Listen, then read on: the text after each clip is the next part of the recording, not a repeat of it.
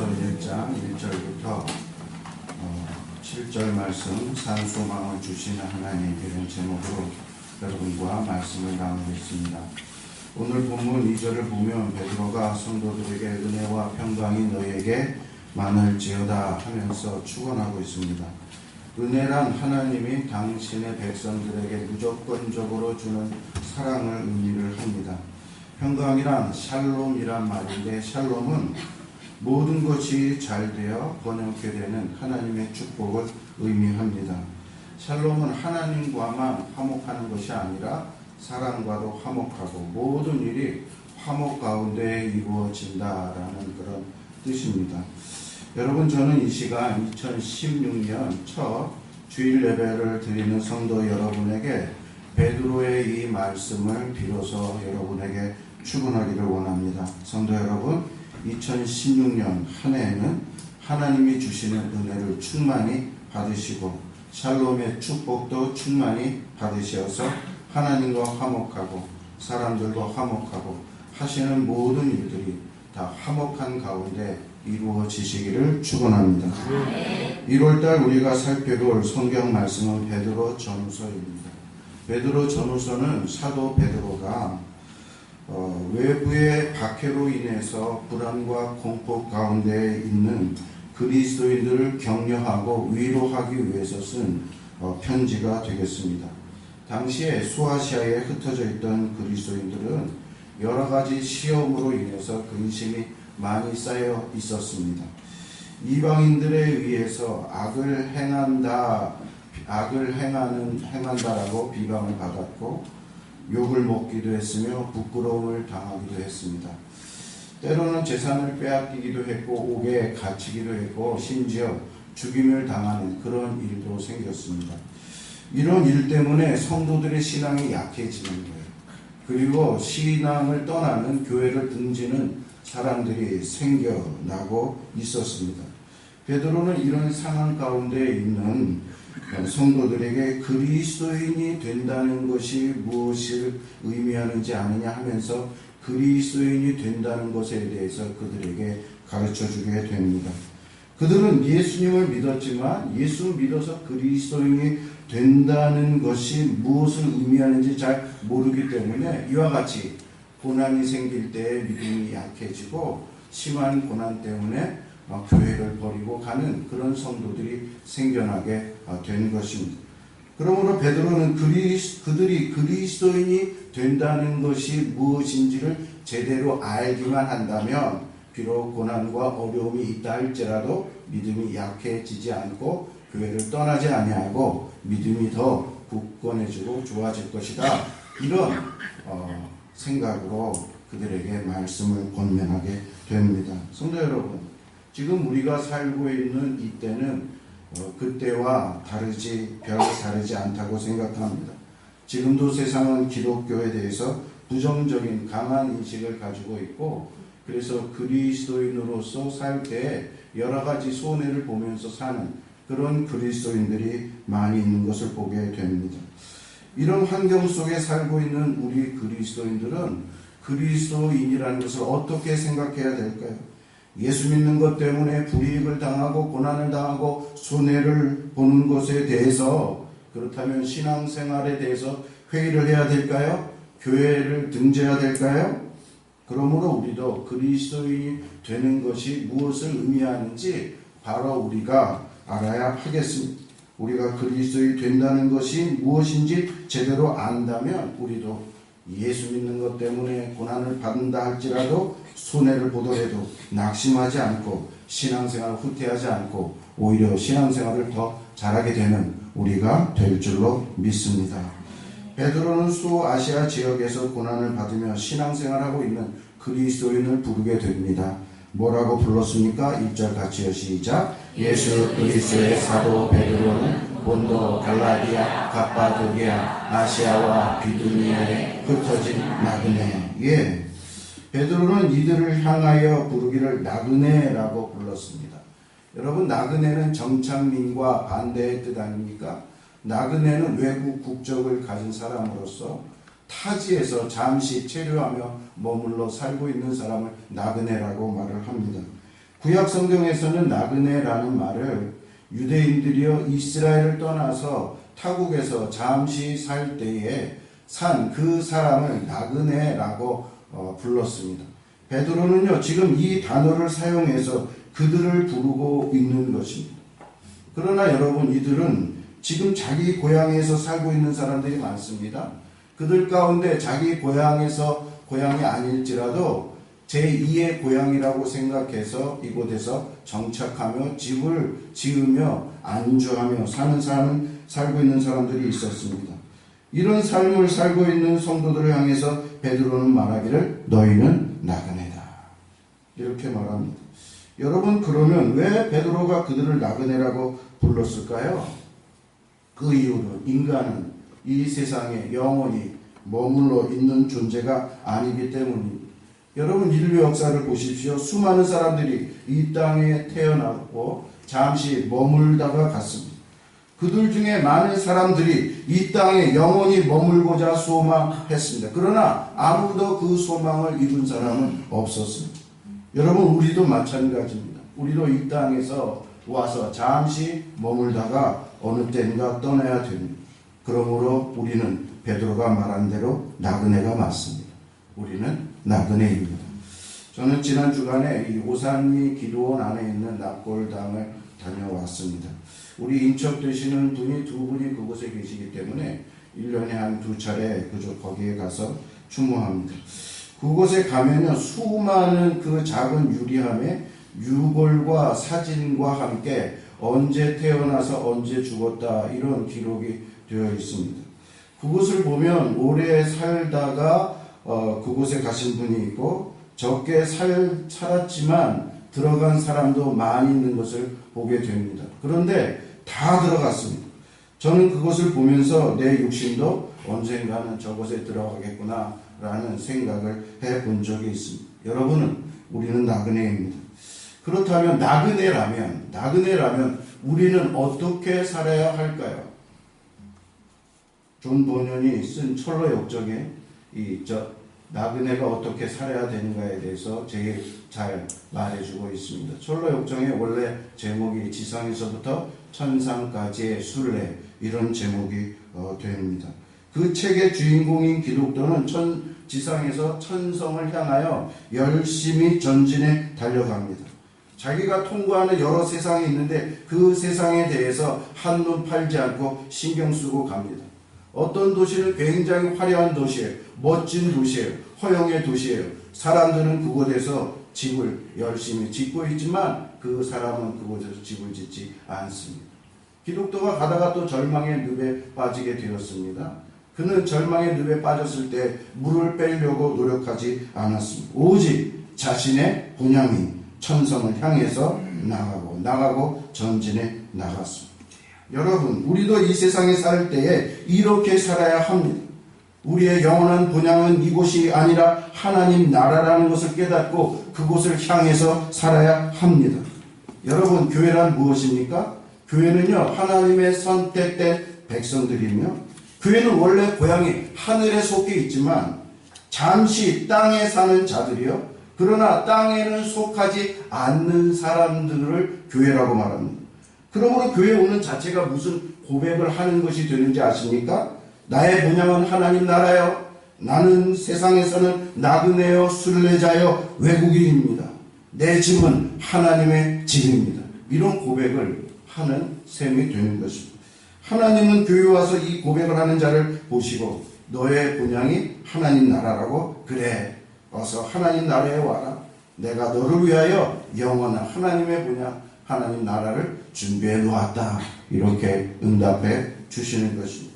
이 말씀인데요. 한번 같이 읽어볼까요? 시작. 그들이 이제는 더 나은 본향을 사모하니 곧 하늘에 있는 것이라. 이러므로 하나님이 그들의 하나님이라 일컬음을 받으심을 부끄러워하지 아니하시고 그들을 위하여 한 성을 예비하셨느니라. 그러나 우리의 시민권은 하늘에 있는지라. 거기로부터 구원받은 자 곧 주 예수 그리스도를 기다리는.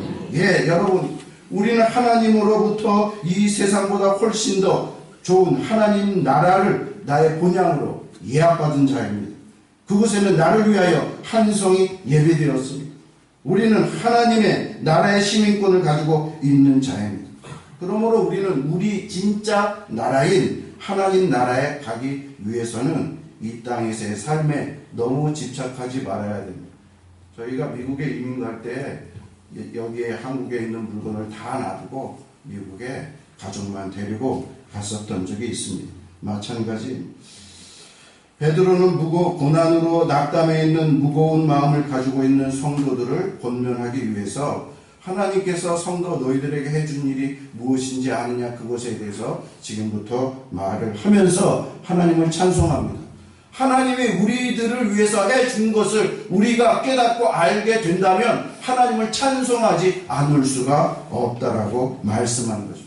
여러분 베드로는 무엇이라고 찬송했을까요? 1장 3절 시작. 우리 주 예수 그리스도의 아버지 하나님을 찬송하리로다. 그의 많으신 긍휼대로 예수 그리스도를 죽은 자 가운데서 부활하시게 하심으로 말미암아 우리를 거듭나게 하사 산 소망이 있게 하시며.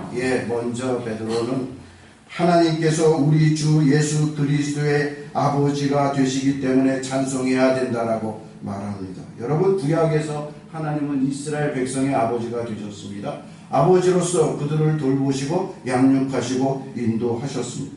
그런데 베드로는 지금 하나님은 우리 주 예수 그리스도의 아버지가 되신다라고 말하고 있습니다. 여러분 당시에 교회는요 예수님을 주님, 예수님을 그리스도라고 고백한 사람들이 모인 곳이었습니다. 즉 베드로가 하나님이 우리 주 예수 그리스도의 아버지가 되신다라는 것을 예수님을 주님이요 그리스도라고 고백하는 성도들의 아버지가 되시는 것이다 라는 그러한 말씀을 하는 것입니다. 성도 여러분, 우리가 왜 하나님을 찬송해야 됩니까?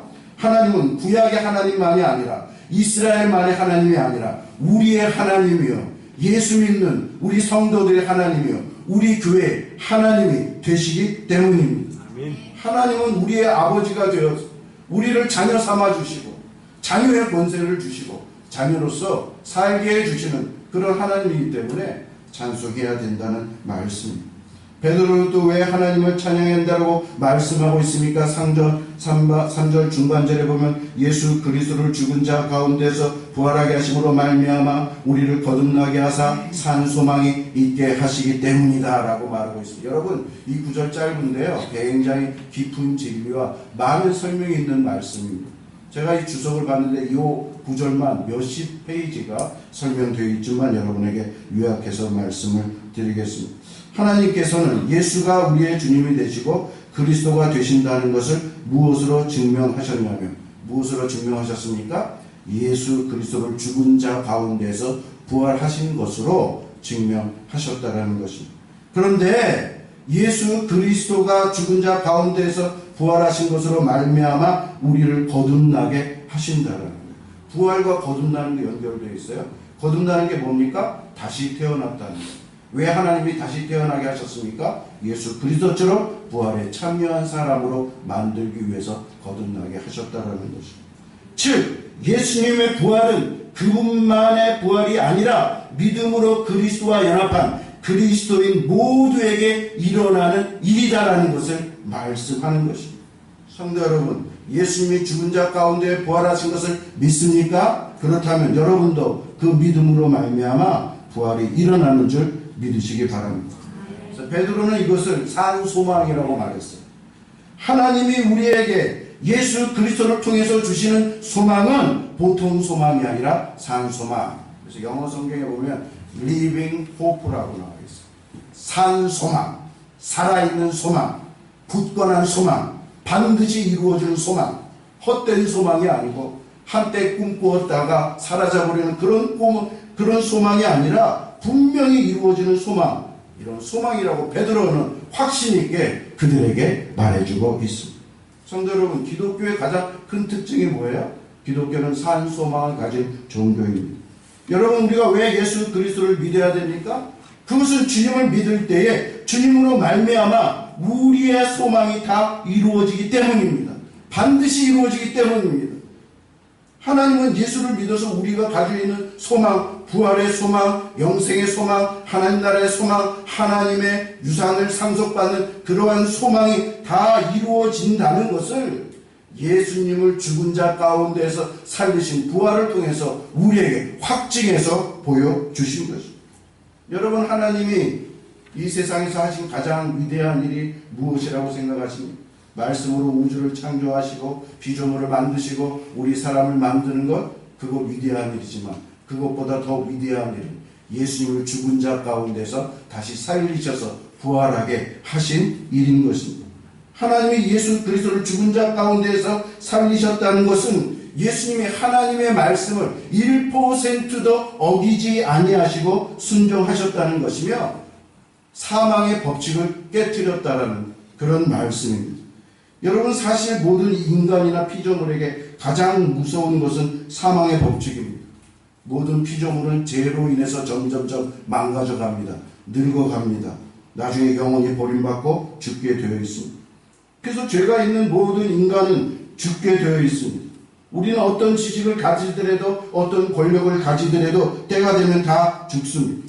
그런데 예수님이 이 사망의 법칙을 깨뜨리고 부활하셨습니다. 그 능력으로 우리 모두를 거듭나게 하셨습니다. 우리도 사망 권세를 이기고 부활하게 하셨다는 말씀입니다. 인류 최대의 소망이 사망을 이기고 생명을 얻고 하나님 나라에 들어가고 죽음과 병과 질고와 눈물과 싸움과 고통이 없는 영생의 삶을 예수님 안에서 확실히 이루어지는 소망을 우리가 가지게 되었다는 말씀입니다. 이게 산 소망입니다. 그러나 여러분, 인생을 보십시오. 인생에 소망이 있습니까? 세상에 소망이 있습니까? 어느 누가 내 소망을 이루어 줍니까? 어떤 종교가 나의 인간의 소망을 이루어 줍니까? 아무것도 없습니다. 여러분, 지옥에 뭐예요? 지옥이. 장폴 사르트르라는 이 철학자가 지옥에 대해서 설명했는데요. 노 출구, 노 엑스트라는 그 희곡에서 이런 지옥의 장면을 묘사했습니다. 어떤 죄를 많이 지은 세 사람이, 두 명의 여자와 한 사람이 이 세상에서 많은 죄를 졌습니다. 이들이 지옥 심판을 받아서 지옥의 한 방에 들어가게 됩니다. 이 방은 그냥 평범한 방인데요. 이 방은 잠을 잘 수 없으며 이 사람들이 과거에 자기가 지은 그 죄를 평생 그 방 안에 있으니 그 죄에 대해서 하나님, 혁혁한 눈을 가진 하나님한테 다 폭로할 수밖에 없었고 사람들에게 그 모든 것을 다 말할 수밖에 없는 그런 이제 일이 일어나게 된 것입니다. 그들은 아무것도 숨길 수 없었고 아무것도 변경할 수 없었어요. 그래서 사르트르 작가는 여기서 유명한 말을 남깁니다. 지옥은 타인이다. 그리고 너는 너 자신일 뿐이며 아무것도 아니다. 이런 말은 무슨 말입니까? 사르트르는 지옥에 대해서 말하기를 지옥은 소망이 없을 때 시작이 된다. 여러분, 그런 사람과 그런 죄만 있는 사람과 영원히 같이 살아서 아무 출구가 없다면 그게 바로 지옥이 아니고 무엇이겠습니까? 사르트르는 인생에 있어서 소망이 얼마나 절실하게 필요한가를 보여주고 있는 것입니다. 인생에 소망이 없는 것이 곧 지옥이다, 이 말을 합니다. 여러분, 이 세상에 소망이 있습니까? 세상이 우리의 소망을 이루어줄 수 있습니까? 그러므로 세상이 곧 지옥입니다. 예수 없는 인생이 곧 지옥입니다. 물론 세상은 소망 줄 수 있다고 말해요. 소망을 노래합니다. 사람들은 자신들은 소망을 이룰 수 있다고 말합니다. 그러나 여러분, 그들이 말하는 소망은 산 소망이 아닙니다. 헛된 소망입니다. 제멋대로 욕심을 품는 소망입니다. 신기루 같은 소망입니다. 눈에 보이고 가질 것 같지만 그러나 가질 수 없는 그런 소망이 세상의 소망입니다. 그러나 베드로는 산 소망을 말합니다. 굳건한 소망을 제시합니다. 왜냐하면 이 소망은 하나님이 주신 소망이며 죽은 자 가운데에서 부활하여 주신 예수님의 부활로 말미암아 이루어진 소망이기 때문입니다. 그러므로 성도 여러분, 이 소망이 예수님을 믿는 여러분에게 있는 소망이라는 걸 믿으시길 바라고, 이 소망은 반드시 이루어진다라는 그러한 믿음을 가지시기를 바랍니다. 베드로는 왜 또 하나님을 찬양해야 한다고 했습니까? 4절이요. 같이 시작. 그리고 여러분을 위하여 썩지 않고 더러워지지 않고 낡아 없어지지 않는 유산을 받게 하셨습니다. 이 유산은 여러분의 목으로 하늘에 간직되어 있습니다. 여러분, 하나님께서 우리에게 유산을 주신다. 이 유산은 썩지 않고 더러워지지 않고 그리고 낡아 없어지지 않는 유산이라고 합니다. 이 유산이 여러분 이미 하나님 본향 나라에 우리를 위해서 예비되었다라. 여러분 이 말씀 굉장히 재미있으면서 중요한 말씀입니다. 구약에서는 아브라함의 후손들이 유산을 받았어요. 구약에서의 유산은 땅이었습니다. 이스라엘 백성들은 가나안 땅을 유산으로 받았습니다. 그런데 그들은 유산으로 받은 가나안 땅을 잘 간직하지 못했습니다. 그 땅을 우상 숭배로 더럽혔습니다. 외적이 쳐들어왔고 땅을 다 빼앗아 갔습니다. 그리고 스스로 그 땅이 쇠하기도 했습니다. 그리하여 그들의 유산은 다 날아가서 없어져 버렸습니다. 그런데 하나님이 그리스도인에게 주신 유산은 이런 유산과 전혀 다르다는 거예요. 베드로는 세 개의 형용사를 사용해서 하나님이 주시는 유산이 어떤가를 설명했습니다. 어떤 유산이에요? 썩지 않는 유산, 더러워지지 않는 유산, 낡아 없어지지 않는 그런 유산이다. 여러분 여기서 썩지 않는다라는 원래의 뜻은 군대에 의해서 파괴되지 않는다라는 거예요. 가나안 땅은 외적 군대가 쳐들어와서 빼앗아 갔지만 하나님이 우리를 위해 준비해 놓은 하나님 나라에 너희들을 향한 유산은 절대 뺏기지 않는 완전히 보호된 유산이라는 거죠. 더러워지지 않는다라는 것은 시간상 손상시키지 못한다라는 것입니다. 낡아지지 않는다라는 뜻은 꽃이 시들거나 낡아 빠지는 것과 달리 그 아름다움과 가치가 영원히 보존되는 영원한 기업이라는 그런 말씀. 하나님이 우리에게 약속해 주시고 준비해 놓으신 유산이 이런 것이라는 말씀입니다. 즉 하나님이 우리에게 주시는 하늘의 유산은 이스라엘이 받은 땅처럼 악에 물들지 않고 강도나 도적이 와서 빼앗아갈 수 없는 하나님이 친히 지키시고 보호하시는 유산이라는 말씀입니다. 1장 4절에 너희를 위하여 하늘의 하나님이 간직하셨다라고 말씀해요. 하나님이 누구를 위하여? 우리를 위하여. 우리를 위하여, 교회 성도를 위하여 친히 마련해 주셨다라고 말씀했습니다. 여러분 여기서 간직하다라는 단어가 문법적으로 살펴볼 필요는 완료 수동태예요. 무슨 말이냐면 간직한 것을 하나님이 다 준비해놨고 우리는 받기만 하면 되고, 완료라는 것은 준비가 완료됐다라는 거예요. 법적으로 완료됐다는 거예요. 때가 되면 그 상속을 집행하기만 하면 된다라는 거예요. 여러분 이 엄청난 하나님의 약속과 유산을 예수 그리스도를 믿는 우리들에게 이렇게 해 주셨다는 것 여러분 믿으십니까? 믿으셔야 됩니다.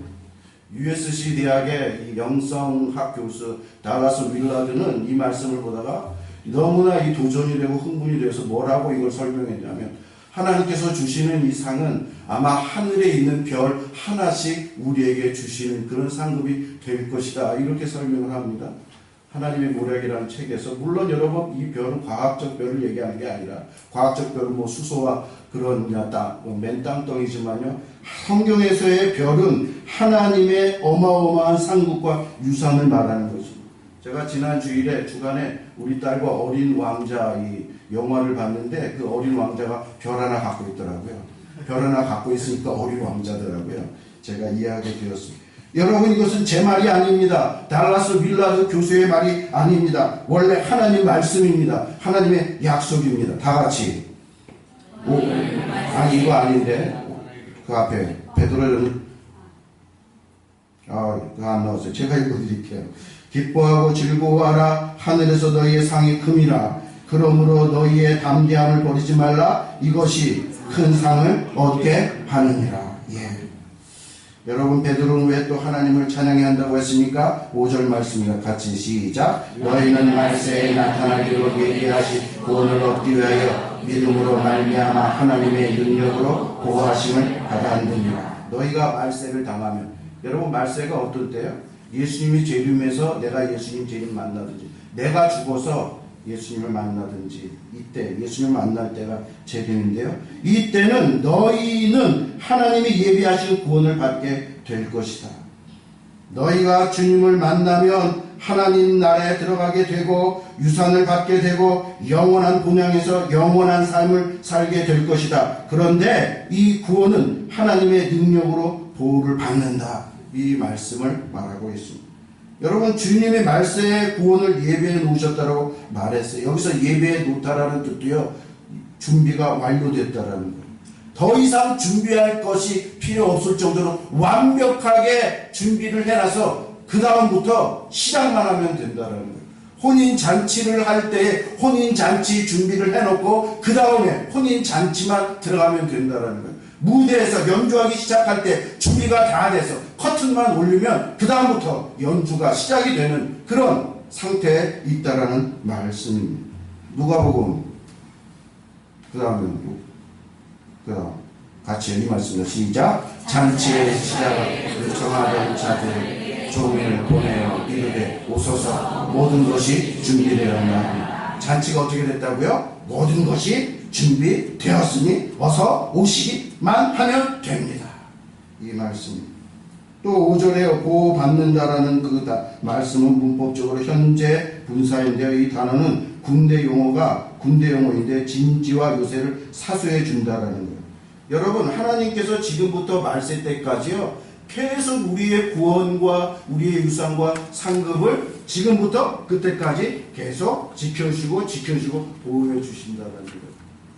하나님이 보초를 서주시고 우리를 지켜주신다라는 말씀입니다. 이 말씀도 성경에 나와 있습니다. 같이요. 시작. 그들은 주신 내 아버지는 만물보다 크시네 아무도 아버지 손에서 빼앗을 수 없느니라. 너희 안에서 착한 일을 시작하신 이가 그리스도 예수의 날까지 이루실 줄을 우리가 확신하노라. 성도 여러분, 하나님은 이런 하나님이십니다. 하나님께서는 약속하신 구원을 이루어 주시는 하나님이십니다. 착한 일을 시작하신 하나님은 그리스도의 날까지 반드시 이루어 주시는 하나님이신 줄로 믿습니다.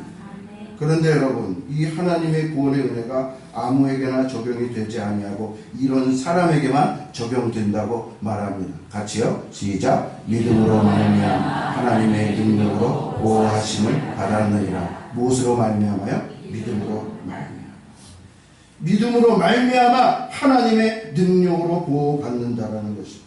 그래서 베드로는 지금 성도들에게 믿음을 잃지 말아야 된다라는 거예요. 믿음이 약해지면 안 된다라는 거예요. 오히려 더 삶이 힘들면 힘들수록 더 굳건히 믿음 생활을 해야 한다는 것입니다. 왜? 하나님을 잘 믿는 자에게 하나님께서 약속을 다 이루어 주시기 때문이라고 말씀하고 있습니다. 하나님을 믿는 자, 하나님의 능력을 믿는 자, 하나님의 약속을 믿는 자. 그래서 하나님의 나라의 본향을 나의 본향으로 생각하고 하나님 나라를 바라보며 하나님의 그 나라를 가기를 소망하며 사는 모든 자들에게 하나님의 약속을 이루어 준다라고 말씀하고 있습니다. 이렇게 살아야 된다라고 베드로가 말합니다. 같이 시작. 그러므로 내가 이제 여러 가지 시험으로 말미암아 잠깐 근심하게 되지 않을 수 없으나 오히려 크게 기뻐하는도다. 너의 믿음이 확실함은 불로 연단하여도 없어질 금보다 더 귀하여 예수 그리스도께서 나타나실 때 칭찬과 영광과 존귀를 얻게 하실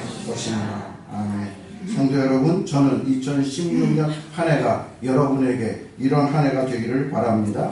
하나님을 더 잘 믿는 한 해, 믿음을 더 굳건히 하는 한 해, 그래 하나님이 나에게 주신 이 상급과 기업과 이 유산이 얼마나 엄청나다라는 것을 깨달아서 지금 잠시 예수 믿다가 받는 고난과 핍박, 그것 때문에 낙심하고 퇴보하는 것이 아니라 더 열심을 내고 더 하나님을 바라보고 더 믿음을 진보시킬 수 있는, 그래 우리 믿음을 더욱더 굳건히 해서 우리의 상급을 더욱더 분명히 굳건히 할 수 있는 저와 여러분 이 한 해가 되기를 주의 이름으로 축원합니다.